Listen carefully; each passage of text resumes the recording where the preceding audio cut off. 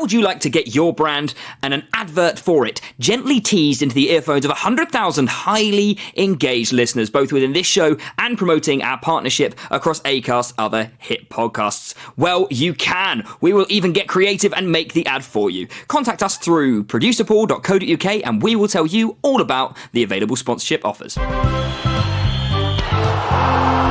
Today on Fantasy 5, it's England versus Scotland. For our Euro specials, the Noise Next Door are creating European-themed five-a-side football teams.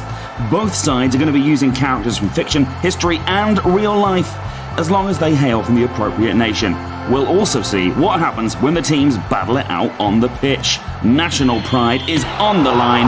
My name's Tom, I am your host today, and for the first time ever on Fantasy 5, I do not have a pundit by my side to join me. There's been a bit of an error, and our guest Mark Nelson, who was meant to be joining us for today, sadly can't. And so, in shocking news, we are going to pitch Robin Hatcher of The Noise Next Door against Matt Grant of The Noise Next Door in a Noise versus Noise traditional Fantasy 5 matchup. Guys, how are you feeling? Robin, your Team England today. What's going on? Oh, Team England, mate. I'm doing it. Listen, I think that my first love was the England national team, right? So it's really a delight because for the first time since doing these European podcasts, I can say that, yes, I am actually English, like 100%. I've not just been there once in 2004. I've been here loads for every year. Family, East Anglia, through and through, born and bred. Oh, God, I'm so excited to be managing England. It's a dream come true, and I consider this my official application for the role to the FA should things go south with Southgate. And Matt, you're going to be Team Scotland today. Matt, how Scottish are you? I'm actually way more Scottish than the Swedish team I was in charge of. My surname is Grant. We actually have Scottish ancestry. We've got kilts and all sorts of stuff. And obviously, my people have been training for this their whole lives. I believe the Glasgow Kiss is pretty much just a header. Yes, in many ways it is. It's Robin versus Matt. It's England versus Scotland. As always, ladies and gents, there may be spoilers here. I don't know if we've got any fictional English people or Scottish people, but if there are, you may hear facts about the endings of their stories. We would love you to head over to iTunes, Stitcher, Spotify, wherever you get your podcasts. Give us a follow, review us 5 stars, and tell your mates about the show. We'd love them to hear it as well. Without any further ado, let's hear those Fantasy Fives. We begin with Robin. We begin with England. How's the team lining up, Robin?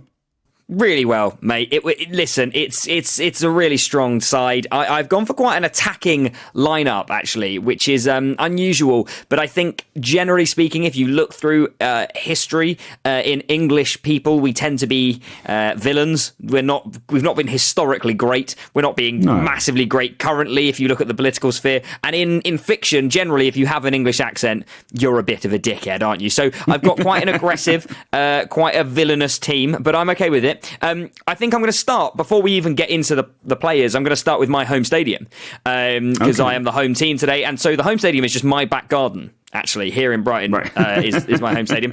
Mainly because I just want to give it less journey time. You know, I don't want it to have to travel too far when it comes home. Okay, that's the main reason. It's already here. Okay, so that's going to be the stadium, just my back garden.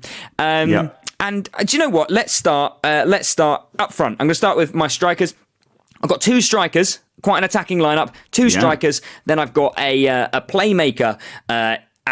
Sort of in the midfield, quite an attacking playmaker, and then a defender at the back with my goalie. So I'll start with my first striker, and that is the one and only Robin Hood. It's Robin of Locksley. Robin Hood, Nottingham's finest. Any relation? No relation, but can you... That's how relations work. Names? Yeah, first names. Me and Robin from Batman and Robin would get on like a house on fire. But no, he is... listen, first of all, accurate, right? Boring. Of course he's accurate. He's an archer. He's a striker. He's an archer. He's really, really accurate. He's good with a bow, therefore he's going to be good with his feet. We've seen that before. Another thing we've seen before, and Matt, you're going to love this. What does he wear? He wears green all the time. He's going to blend in with the grass, which I know is Matt Grant's favourite tactic. I do love blending with the grass. It's all about earth tones, people. Exactly. And also, isn't it good? Because Robin Hood is doing this without being naked at all. Like, he's fully clothed and blending in with the grass, unlike Yoda and the Incredible Hillock. He's going to be... So, looks great in his tights, which is a nice sort of fashion extra. I think the main tactic for him, though, is Robin Hood. It's going to be incredibly easy for him to nick a goal, isn't it? And I mean that very literally. So if at any point the Scottish team takes the lead, he's going to take one of theirs and give it to me, because he literally steals from the rich and gives to the poor. So he's not actually going to score anything. It's just if Scotland go 2-1 up, then he's going to have that. And then England are now 2-1 up, because that's how it works. I would suggest to you, Robin, though, that historically, if you're looking at the rich and the poor, England is definitely the richer nation than Scotland, especially throughout history. Are you not worried about that? Well, no, because this is really for the goals. He's not having any money. He's just taking actual points. So he can do that on the fly. You know, people who get richer, it doesn't really matter what the history of that is. He'll do it on the fly. Okay. There's a few cool things about Robin Hood that I found out. So in some medieval dialects, so this is obviously a very, very old story, like 1300s, and in some medieval dialects, hood and wood are pronounced the same. So it could be Robin of the Wood, or it could be Robin Hood. They're sort of pronounced identically in sort of Middle English. However, Robert, so instead of Robin, it could have been Robert, which would have been pronounced in a French accent because of the time that we were in with Middle English and Saxon English and things like that. It could, that pronounced in a French accent would just be the word robber, right? Robert. So there is a myth, a rumour that perhaps he wasn't ever called Robin Hood. He was just simply the robber of the woods. And therefore, potentially, not only one man. It could have been loads. It could have just been loads of people who were just in the woods stealing from people. It's a phrase for robbers of the woods. Yeah. And then through mythology, that's become one individual. And then we've got, the fantastic Disney versions. And then, if you've been to Nottingham, the amazing statues of a hunky man in tights with a bow and arrow. So obviously I'm taking that one. I'm taking the mythology one. But I thought that was interesting. Just a little side note. Yeah, I like it. Obviously, for his accessory, he's taking his bow and arrow because that's super accurate. And I'm not going to, he's not traditionally particularly violent, Robin Hood, so I'm not going to encourage him to shoot the players, but I am going to encourage him to sort of, tomfoolery. So I don't know who the Scottish team have got, but if they're wearing a shirt, for instance, if an arrow goes through your shirt and sort of, pins you to the side of the stadium, or in my case, my back garden fence, that's just annoying, right? And it's just a bit of skullduggery. There's actually an account from 1188 of the type of bow that Robin Hood would have used, sort of it's actually a Welsh longbow, and this particular tale. A Welsh longbow. That's in. I'm not sure he's going to be able to bring a Welsh longbow onto the pitch for English team. I'm not sure the Welsh are going to be up for that. I would say very much that. I mean, is Adidas a British make, English make? Yes, it is. Yeah. Is it? Oh right, yeah. Okay, all right. Well, in that case, who knows?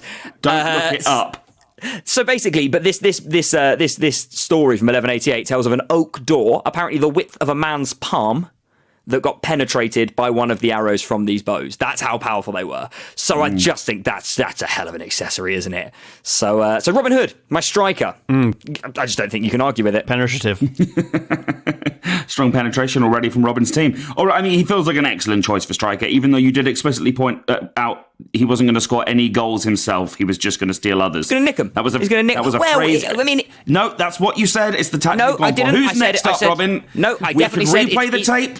I heard what you said. Please do, Tom, because I said it's easy to nick a goal. So he can nick a goal as well as stealing the opposition's one. He can actually nick a goal. Another point. You used the phrase. He's not going to score any goals. He's just going to nick one. That was the main tactic. But we've got a second. We've got a second striker, so it doesn't matter. He's not on his own.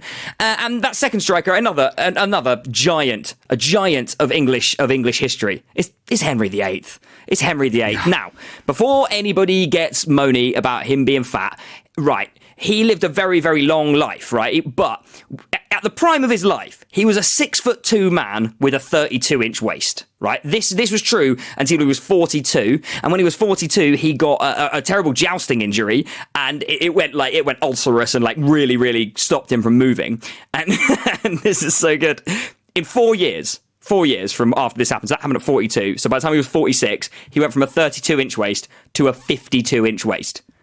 That is some gains. Yeah. Oh my God, Henry. So I'm going to take him before the age of 42. Let's go for 35, when he's described as just being like Adonis-like. Apparently he was just big and muscular and athletic, and it's not the Henry that you think of. But I like that about him. The same thing as Robin as well in terms of the blending in with the pitch, Matt. And I know you're worried about that particular tactic. Go on. He's going to do it, but only on the sleeves because he's got green sleeves.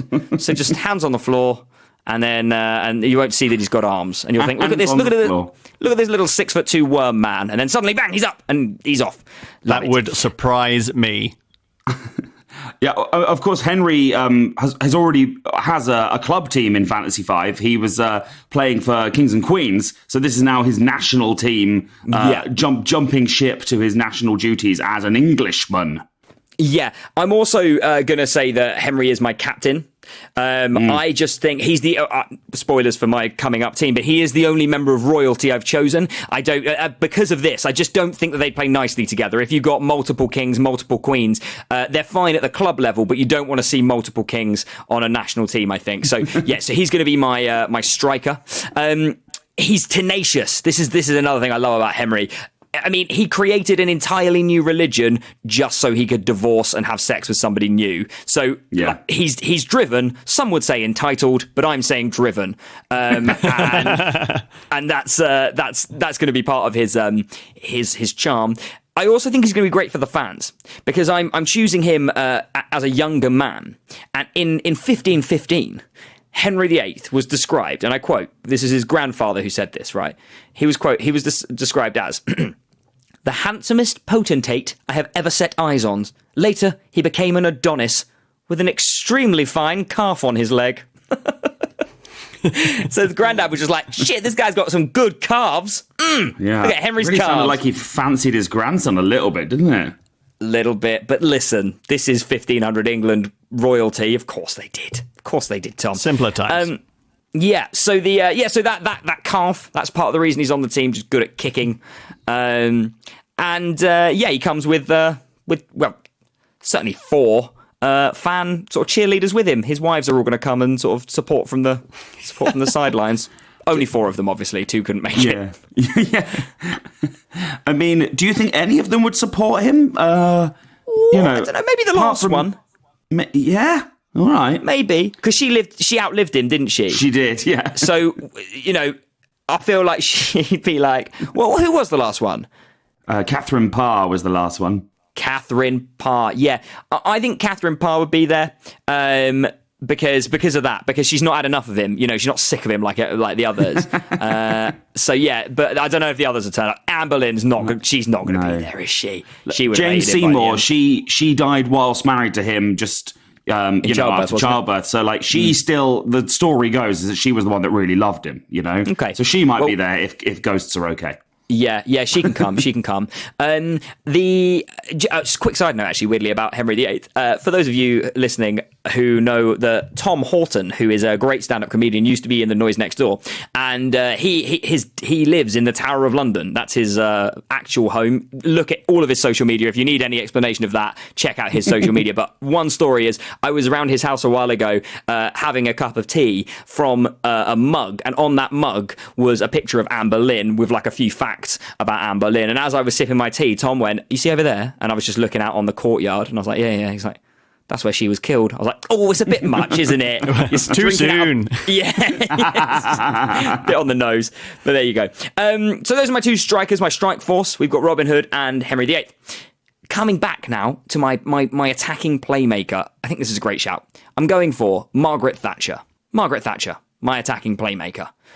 She's an incredibly focused player. She's driven, obviously. She's incredibly powerful. Now, I don't know. I think they have to be driven if you're a prime minister, because you're not allowed to drive yourself anymore. It's true. Yeah.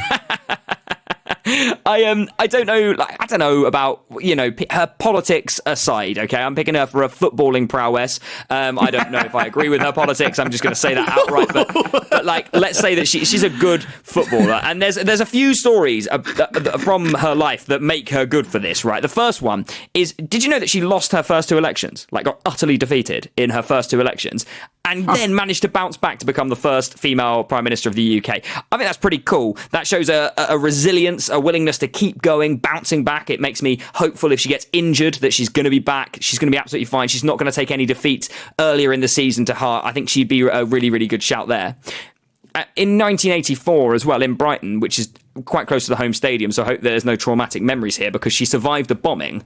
The IRA blew up the hotel on the seafront, and it was like in her room, the bomb. So like she was just in an adjoining part of the room, and in the toilet the bomb went off, caused like quite significant destruction. But did she let it bother her? No. 2 hours later, she delivered the speech she was meant to be giving. Just completely didn't faze her at all. And I just think that's tough. That's amazing. So finished her wee and did that. Yeah. So that sort of toughness is why she's there. The reason she's a playmaker really is I can't anticipate her getting many goals herself, but as we know, she is always creating strikes. She loves creating a strike. Left, right, and centre. Strikes. Oh. Yeah. And you didn't like that one. You're gonna hate this one. She's very focused on the attack. Very focused on the attack. Okay, she won't go back to defence. She's not going to do it because she faces towards the opposition goal. And this lady is not for turning. It was a long build up. So Margaret Thatcher, playmaker. Yeah, I mean, I like that you've gone for her footballing prowess, not her politics. Yeah, I hear that she was just an excellent footballer, just generally. This is a very attacking-minded team so far. We've got 2 strikers and someone who's just about creating strikes and not turning. What? Yeah, she never turns. What I'm expecting now, Robin, is a very solid defender, someone really strong in defence here to look after the back. Yeah, you're in luck. I only need one defender because my defender is Sherlock Holmes. Come on. I mean, frankly, need I say more? I'm going to, because we're doing a podcast and that's very much the form. But really, need I say more?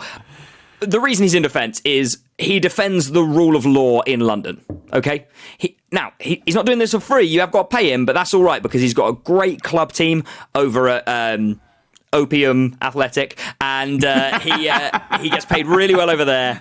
But yeah, he defends the rule of law, so he's the defender of the people. He's so that's the reason he's in defence. He is crazy clever. Like, everyone knows this about him. Of course, he's an intelligent man. And what I'm going to use that for is not only is he going to be physically sort of full of prowess. We see him fight all the time. You know, he's nippy with that cane. He's a bit of a physical threat. But also, he's going to be able to get right into the players' minds. You know, like not only sort of telling you what you had for breakfast and where your shoes were from, but also like what your wife thinks of you. How inadequate you are in bed. He's going to know. He's going to know everything. So if there is any little niggling doubt of, maybe I'm, I don't know, maybe I'm going to be alone for a very, very long time, he'll know that you're thinking that, and he'll make you feel like you're going to be alone forever. And I just think that's a threat, a mental threat. When you were saying he'll be able to get into your minds, he'll be able to. He's going to say, know which way you're going to go with the ball, or know where you're going to shoot. But no, you were talking about affairs and stuff. Yeah. He can't see the future. He can. I think he'd be able to like work. I think he'd have a good idea of where you're going to go based on your previous behaviour. Analyse the game plan. Yeah. But people are by their very nature surprising, right? And unexpected sometimes. So I wouldn't rely exclusively on that, but it's definitely part of the tactic. Yeah, is it a thing actually in regular football that often players on other teams like, sorry, someone goes down the tackle and they're like, I'll help you up, but they're actually whispering stuff like, I saw your famous, girlfriend on in the newspapers, and oh my god, her dress was so last season, and they get into their heads that way. And that is the thing, isn't it? Or they just call him like, stupid face, but they whisper it, so the camera don't see it. Yeah, the mental game is surely part of it. It's definitely part of it. There's a story from there's an old journalist, a columnist called The Secret Footballer. Some people might have heard of him, and he was just a Championship and Premier League footballer who just wrote a column about what it's like to actually play for a Premier League and a Championship side. And there's an amazing story about like when people are lining up to take a corner, apparently people just pinch each other in the box, just like pinching each other, like real preschool stuff. I love it. Oh my word. So so some like a little bit of some niggling here and there, some insults. I think that will go a long way to riling up the Scottish. And also Scotland, they're not known for holding their temper, are they? So I can see some red cards coming here. Sherlock Holmes has got some accessories. Of course. And his accessory is going to be the entirety of the Baker Street Irregulars. Just his band of Cockney pickpockets. Hang on. You're trying to bring a group of ne'er-do-wells and children as a single accessory. Yeah. You can have a magnifying glass and nothing more. I feel like that is pushing the boundaries of the phrase accessory. Like that's a group of the Baker Street Irregulars are their own five-a-side football team. Okay, all right, fair enough. In that case, he's going to bring a gun. Why not? He'll have a revolver instead. That's better. That's the rules, and you're allowed a gun. That's fair. Yeah. Good. All right. We're going to move on to my final player. It's my goalie. It's the one and only. Now, I'm still not 100% certain. I'm going to choose. Yeah. There's two parts to my goalie. Okay. Ooh. And I would argue and I'm interested to see how the ref feels about this, but I believe that they are one player because I believe that part of it is the uniform and part of it is the player. Okay. So my goalkeeper. I'm so excited about where this is going. My goalkeeper is the Elizabeth Tower, which is more commonly known as Big Ben. Right, yeah. Okay, right. So Big Ben is obviously the bell, but I would say that's like the brain. That's like the brain, and Elizabeth Tower at the Palace of Westminster. That's the chassis that allows it to exist. So I'm petitioning to have both. Well, yeah, I mean, that seems obviously true. The bell is the brain of the clock. That's just obvious. No one's going to deny you that, right? We're not monsters. Great. In that case, we'll call it Big Ben. I know Big Ben is the bell. It's a common nomenclature. Yeah. So, someone's going to tweet us being like, well, actually, that's the name of the bell. And shut up. I don't care. You've addressed it well. Yeah. So, Big Ben, he's in my goal. Why? He's big. His name's Ben. Big Ben. The biggest of Bens.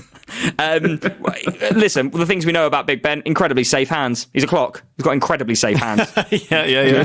Good. I'd like to see you get past those hands. He's got three of them. Just sort of one that spins quite fast, and the other one's very slow. Like very slow. I think I don't back the hour hand to get many saves, but the minute hand could be good, and the second hand that's going to get quite a lot of saves. I think.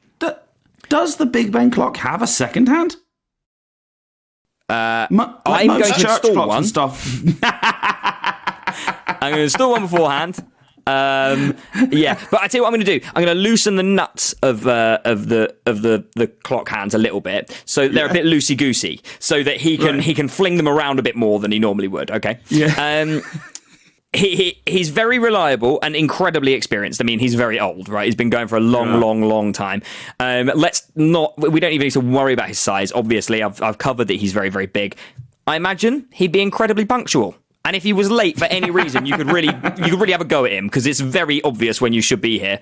The only downside for me for Big Ben is he's not going to be the most popular member of the team, and that's something given that Margaret Thatcher's on the team, because Big Ben, he's just a massive bell. Big Ben, and that's my goalie. I've got some backup players. Do you want to hear about them? Any thoughts on Big Ben, or do you like it? I'm looking. I can't see any second hand on him. I'm looking at a picture of Big Ben. I don't see any second hand. I mean, I feel like most big clocks don't have second hands, but Robin has clearly stated he's going to install one, so I guess we're going to say the new installed second hand is the accessory you're bringing. Let's call it that. Yeah, good. Also, I don't know if any of you have seen the Robert Downey Jr. Sherlock Holmes movie, because obviously Sherlock Holmes is in my defense, but there's a really good sequence where Robert Downey Jr. is inside Big Ben, like in the clock face. And is that going to be okay? Relationship on the team? No, I'm happy with it. He was in. They're just mates. Right. They're just mates. Right. No, they're sort of like friendly close. Inside each other, like mates do, like we sometimes do. Like friendly. Sure. Okay. I've got a few I've got one sub. I only need one sub, obviously. Now, as I've said, I'm from England. I'm from a little place called Newport, which is near a town called Saffron Walden in Essex, East Anglia. And when I was at school, in primary school, I was about 6 years old, right? And a kid in my school, I'm not going to full name him, but his first name is Kesley. Kesley told me when we were 6 years old that he was already playing for the Norwich first team. And so for that reason alone, he's on the bench. I know we're not allowed footballers, so he can't play, but he's going to be there for sort of coaching purposes. He was 6 years old and he was already playing for Norwich first team. And he was just whenever we looked, he was like, you can look at the team pictures if you want. And whenever we looked at the team pictures, he just said that he couldn't make it because he was at school the day it was taken. And we were like, oh, fair enough, it's daytime. Robin, Kesley. I know we're not allowed professional footballers, but you know what? I'm going to allow you this 6-year-old boy, Kesley, who was definitely part of the Norwich first team. Yes! Whoa, one slip through. That's amazing. He is going to get me a hat-trick. He's going to get me a hat-trick. Commentary by David Attenborough, obviously. By David Attenborough. And we've got, weirdly, quite an important player, well, part of the team is our finance, how we're going to pay for all this stuff. You know, moving Big Ben all the time is quite important. So we have got a director of finance and fundraising, and it's Captain Tom. He's just walking all the time around the stadium, just constantly walking around the stadium. We never let him sit down. He's just always walking. And, 32 million is what we can hope for. So, what a legend! Yeah, hey, I mean, it's an impressive lineup, Robin. It's pretty good. Well, no, I kind of like the lineup. The only one I have a problem with, you got Thatcher as the playmaker. Probably would have gone Shakespeare myself. I thought about Shakespeare, but the trouble is that I don't know anything about Shakespeare and didn't want to learn. Yeah.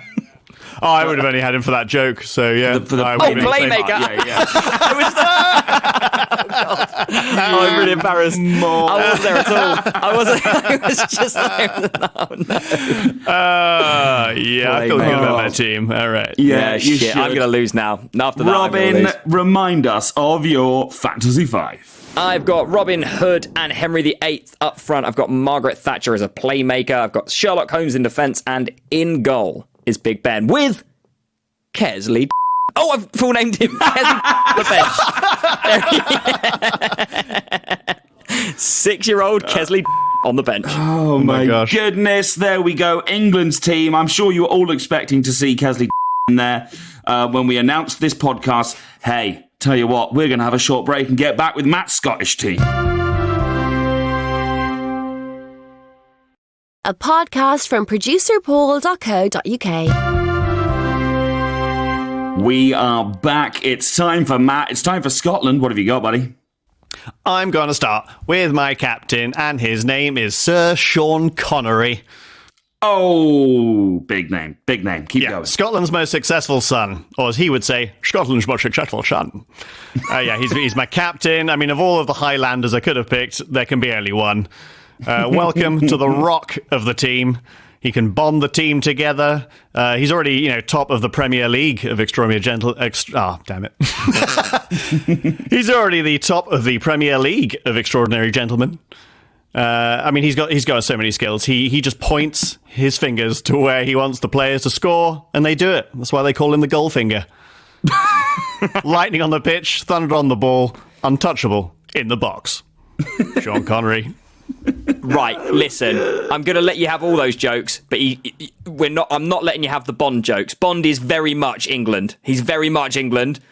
You've said them, but you can't have him for those reasons. Tom, I'm appealing. I mean, Sean Connery is the iconic Bond, though. You can't take that away from Sean, and Sean's Scottish as Scottish can be. And also, his Bond is the one that does all the football stuff. So surely I could be allowed that. Like there's the famous scene we all remember when James Bond is there and he asks the villain, if the ball is out of reach, do you expect me to leave it?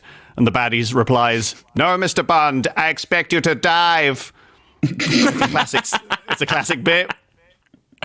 I can't be denied that. It's going to be hard for me to turn that down. Remember, I did let you have your bell brain clock, so... Yeah, fair enough. All right, fine. All right. I just think you're not giving him enough credit for being Indiana Jones' dad, but fine. Yeah, he can wear the hat. He can wear the old man hat from Indiana Jones. I figure you've got to have him on. He is, I think, is what Scotland is made of. Yeah, I think if you dig anywhere below sort of about 3 feet into the soil in Scotland, you just hit pure Sean Connery. Yeah. I mean, you guys approve of this, I assume? I mean, I have no issues with Sean Connery. Yeah. It feels like an excellent, if not obvious choice, but an obvious choice is obvious because it's excellent, so good job. Thanks, man, thanks. I've got him as captain. I'll have him in the centre because that is a position I learned recently and it's very exciting for me.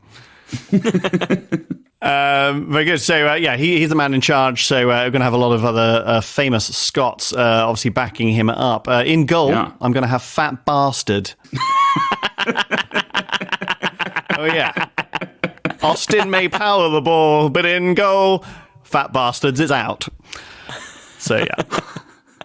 I'm really into this pick. I'm delighted, by the way, now that I didn't have any of the Baker Street irregulars, because they are roughly baby-sized, and we all know what Fat Bastard can do with babies. I know. Actually, it kind of leads into my main tactic with Fat Bastard. Basically, he can swallow the ball, run it down the pitch, and crap it in the baddie's goal. Obviously, previously he ate a baby, so presumably had to crap it out at some point. So all the science makes sense. And if anything, balls don't have all those tricky limbs that babies have to get caught on your colon, so it's going to be easier for him. Oh, God. It's really good. I think you've won. I think we can stop there and call it a day. I think you've won. I mean, Fat Bastard, of course, it's interesting. So far, you've had Sean Connery, a Scot, who famously played an Englishman, and now you've got Fat Bastard, a Scot, who was famously played by a Canadian. Do you have any feelings about this multinational element to your team? Well, I mean, first of all, with sort of Sean Connery, I would argue that he always plays a Scottish person, really. I mean, he was in the historically accurate Robin Hood, Prince of Thieves. Obviously, you've got your boy Robin Hood, Robin, and he had obviously Kevin Costner playing him, very authentic English accent. I am Robin of Locksley, and we all believed that. But then, of course, at the very end, King Richard comes along. I am King Richard of England, and he. I would argue Sean Connery's always played a Scotsman. Even in The Untouchables, he's playing an Irish cop, but he's, what are you prepared to do? What are you prepared to do? He's Scottish in that as well. He won an Oscar for being doing the wrong accent in that one. So, what can you say? Fat Bastard he wears a kilt, and he has bagpipes. I think that's good enough for me. Oh, no, Fat Bastard is undeniably extra Scottish. No doubt about that. Yeah, cool. Well, I mean, he's got the hunger for the game, he's got the titties for the game, and he's dead sexy. So that's, I don't want to knock him. I'm going to have him in it. Also, he's very athletic. He does do sumo wrestling in one of the movies. Does he? I don't remember that. Yeah. They find him in Japan, I think, and he's a sumo wrestler, and he's doing very well as a career, as an athlete. So he's got the stamina. He has a high protein diet. Eats a lot of chicken by the bucket. Yeah. I don't want to say that he is a comedic genius character, but I really think that there's a lot to be said for he's the best character ever to grace our screens. I love it so much. It makes me howl with laughter, Fat Bastard. It's just so funny. He's a comedic genius, but he's the best character regardless of comedy. You took out the comedy. He's the greatest fictional character ever portrayed on screen. Yeah. Good. Yeah. It's good. I mean, also, you say he's got obviously a Canadian inside him, but once someone did actually say that Mike Myers is the man of 1,000 voices, all of them Scottish. It was a good line. Right, I'm going to have a winger, another new position I learned, very exciting. I'm going to have Nessie, the Loch Ness Monster, on the wing. Huge. Literally. Yeah, huge. I mean, I was thinking, maybe a good choice for goal. Obviously, a lot of, taking up the space there, but why waste the fact that Nessie is rapid? I mean, no one has ever caught her. Yeah. So just, lining up the wing, she kicks that ball and it just plesiosaurs through the air. So she's got that skill on her. Her footwork, I will say it can be a bit of a flap. But overall, you can't deny she's a legend. Yeah. We're pun heavy on Team Scotland today. It is a bit strong on the puns, yeah. Nessie's obviously an icon, isn't she? Feels like a really good pick. And I appreciate you don't have her in goal. She's obviously got those evasion skills that you need as a winger. She's obviously a good shout for winning headers. Why? She's got a really long neck. She's a plesiosaur. You were waiting for a pun. I was waiting for the pun. It didn't come. I have just one concern about Nessie as a pick, which is that no one has ever actually seen her, so we don't know. We believe the myth, we believe the legend that she's this big dinosaur thing. But what if she's just like a big duck, or do you know what I mean, or like something? We have no idea. She might be a slug, just a big sea slug. We don't know that she's all the things that she's cracked up to be. So what I'm saying is you're taking a massive risk picking her because you don't know. I know. Is it all talk? Can she actually back it up? Well, I'll answer you with one thing. Nessie sounds like Messi. Oh, fair enough, yeah. And that is a footballer. Just going to check here that you're proposing that if it is a conspiracy theory and there is no Loch Ness Monster, that has been fully made up by Lionel Messi. So Lionel Messi is the Loch Ness Monster. Is that what you're saying? Or that's almost more detail than I was thinking. You've attributed quite a lot to that there, Robin. you've tried to make logic of what arguably what was not a logical thing I just said. But no, I believe Nessie is real. I'm a believer. I think she's real. Yeah. Obviously, I thought you were going to say the major downside is that she's just going to come up blurry in all the team photos.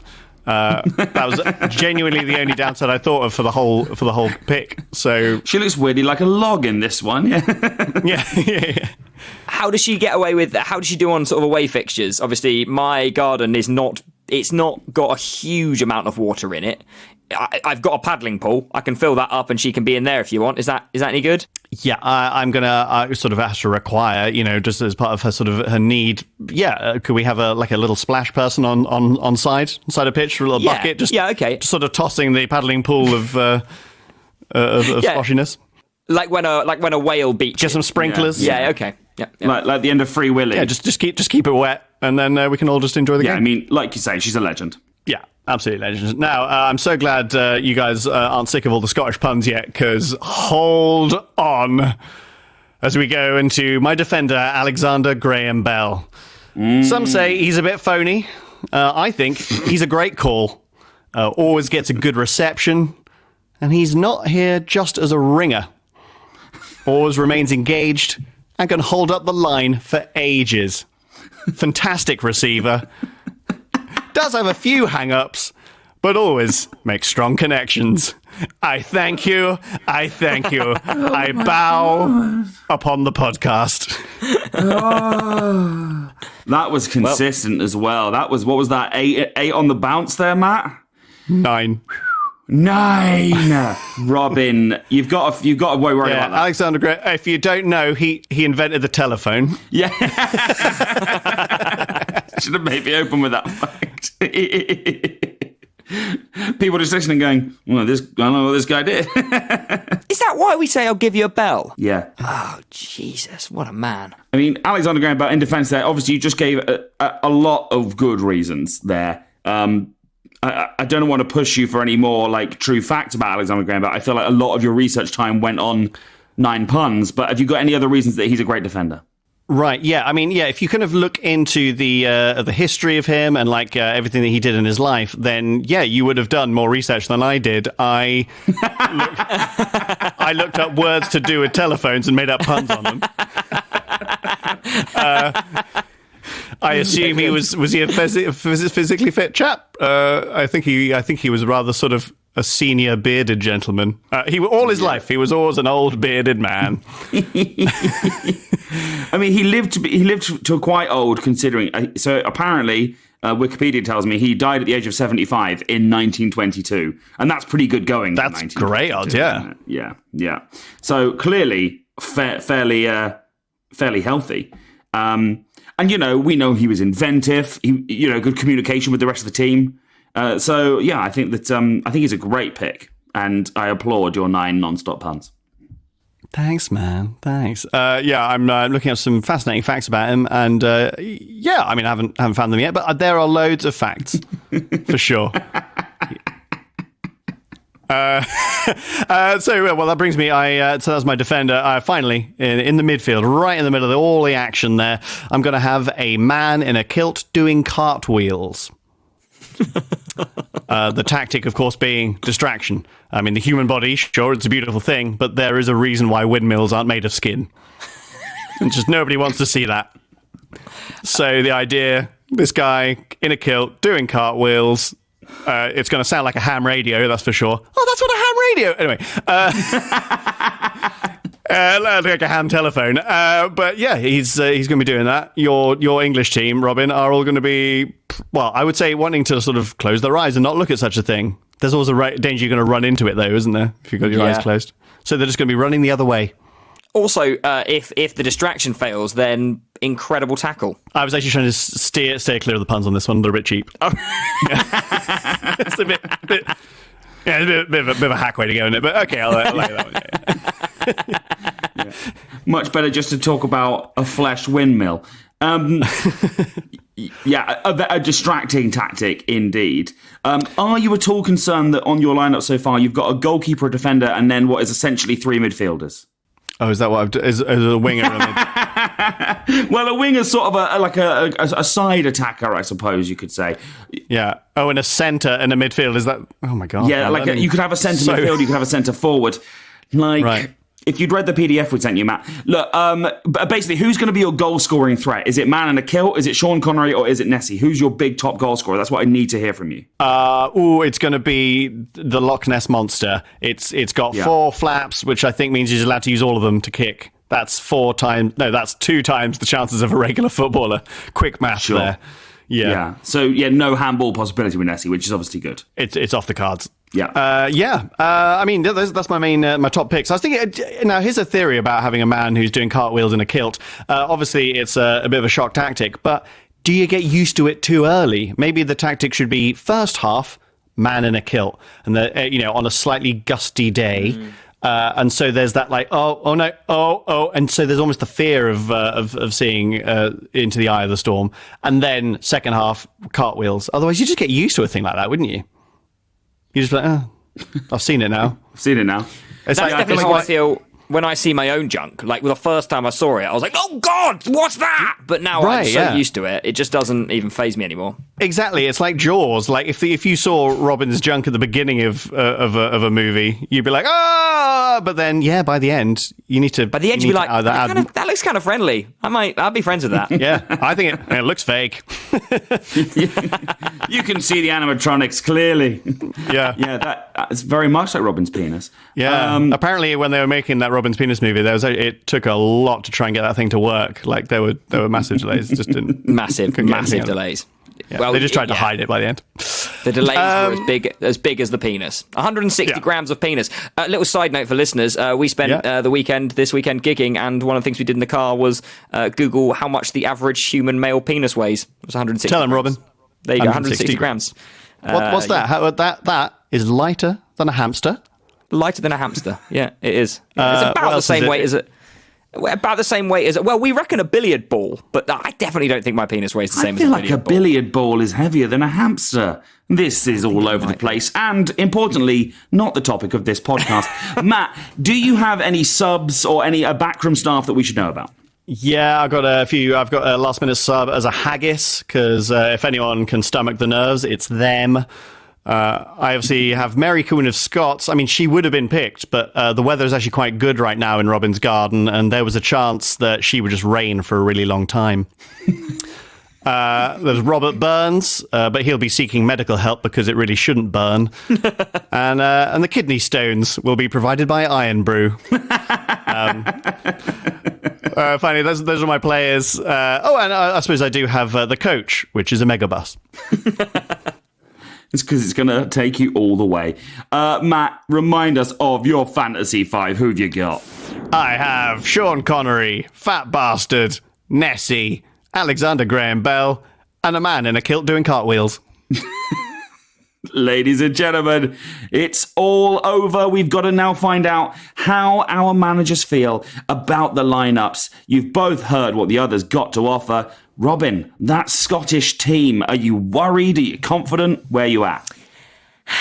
Well, normally I famously am very worried and lose quite regularly in Fantasy 5. But I actually feel pretty good about this one. I've gone for a really attacking team.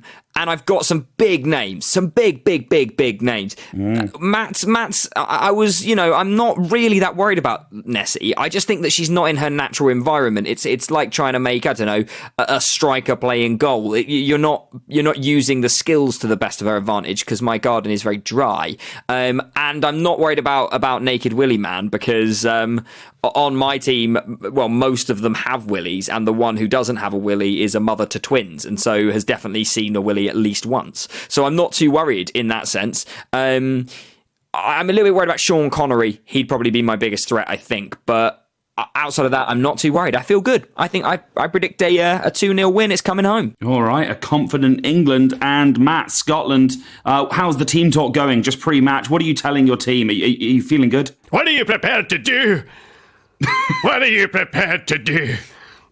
That's what's happening right now in the locker room. Nice. I am actually a bit worried, all this Willy talk. Yeah, I've got a man in a kilt doing cartwheels, but of course Robin has a great big clock.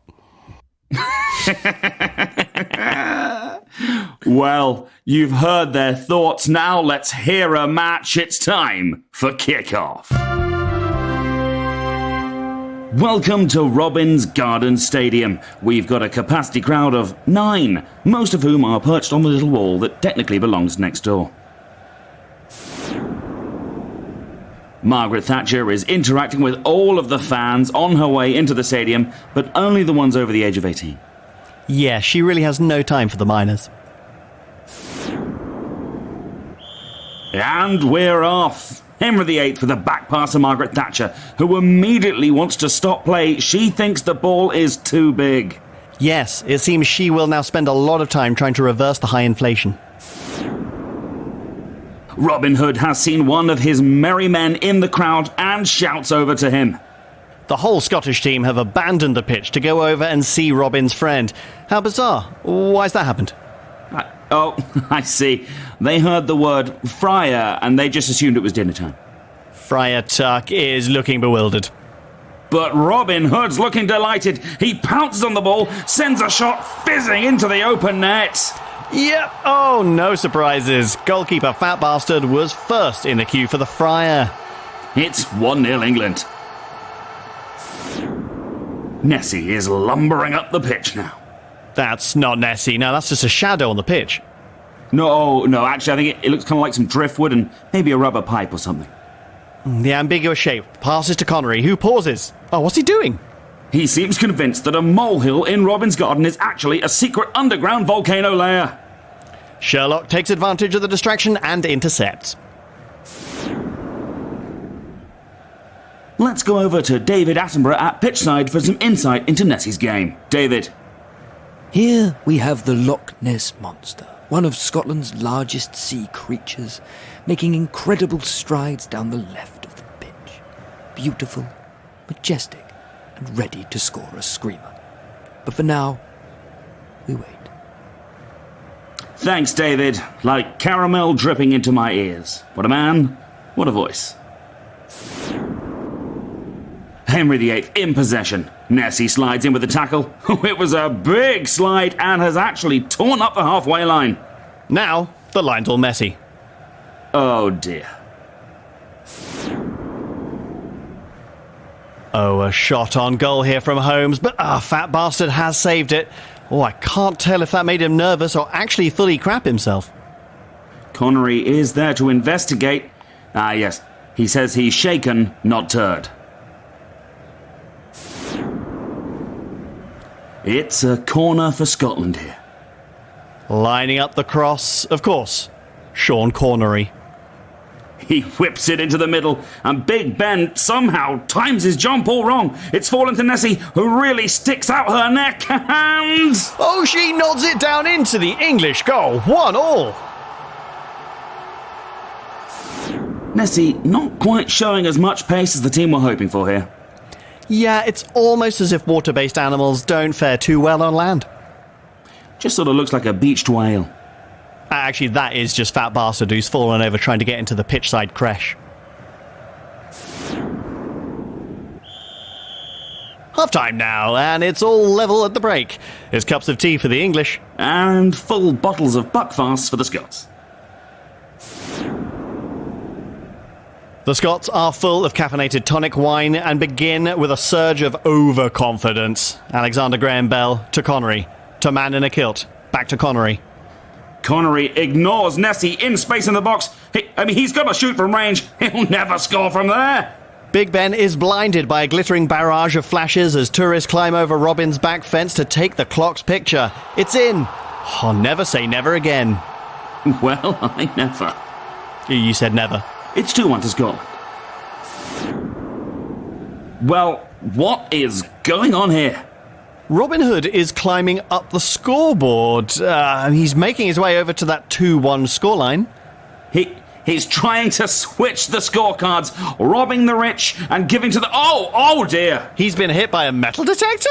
Oh, it seems that Alexander Graham Bell has thrown the metal detector at the legendary bandit, both to knock him to the ground and to remind everyone that he also invented the metal detector. Oh, well, successful on both counts. Robin Hood is now on the floor rolling around in pain, and I know that AGB wasn't the one-hit wonder I assumed. The clock strikes 2. Dong, dong, dong. Yep, there, the signature bell of Big Ben. No, that's the man in a kilt cartwheeling, and I can see his peen.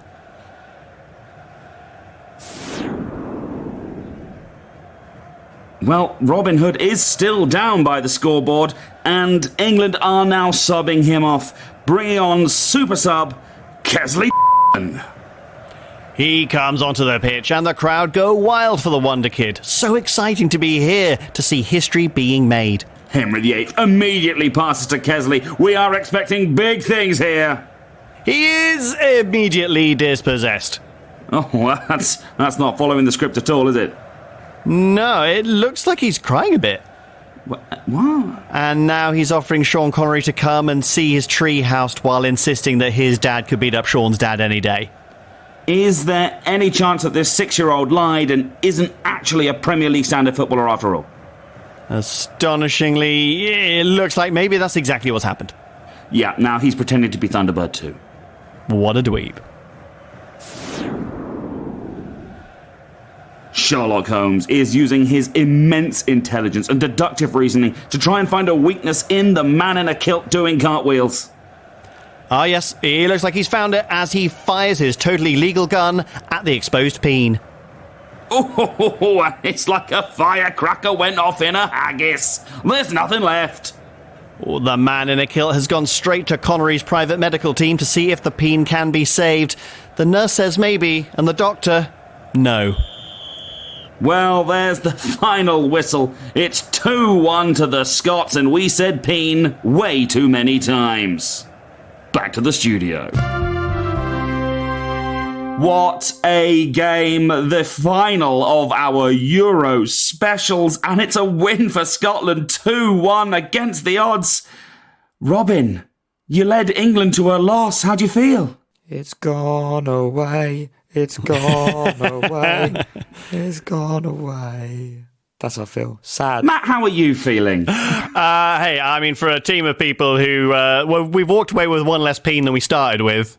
But so at least Hey Robin can be safe in the fact that he is a has-been. Well, in astonishing news, that's where we're going to leave that section of the show. And in fact, it is where we are leaving our Euro specials. We hope to be back for Season 2 of Fantasy 5 soon. Keep an eye out. It may be on its way as sooner than you think, or never be back. Who knows? Ladies and gentlemen, thank you so much for listening. Do let us know what you thought about the teams, about the result on social media, and let us know what you think of Fantasy 5 in general. We are at Noise Next Door on Twitter. Please follow us. We're also that on Instagram and Facebook and like TikTok, everything. I could have just said social medias, didn't. We'd like to say a huge thank you, of course, to our incredible producer Paul, who has made us sound so good for 23 episodes so far. Thank you, Paul. Again, if you can, please follow Fantasy 5 on your preferred podcast provider. You'll get news about Season 2 as soon as it comes about. Give us a 5-star review if that's something you can do. Hey, there's no next fixture in our sites, Matt, so I guess it's just to see you soon, right? Yeah, maybe it's one last time to hit the showers.